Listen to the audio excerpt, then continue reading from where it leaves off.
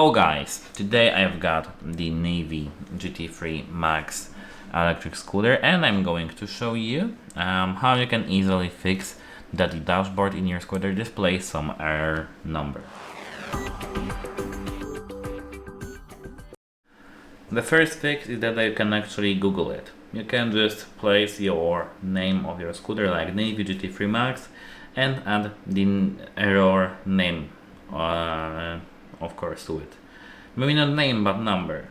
But there is other way to do so, such as downloading the application, which is called NAVEE, opening Learn More, here Alert List, and finding your alert right here. For example, here battery pack failure.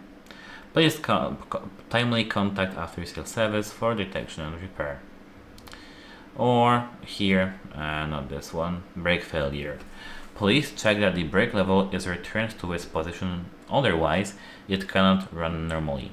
Please timely contact after sales service for detection and repair the brake level wiring harness is loose or damaged. That's how it works. Just find your issue right here. Good.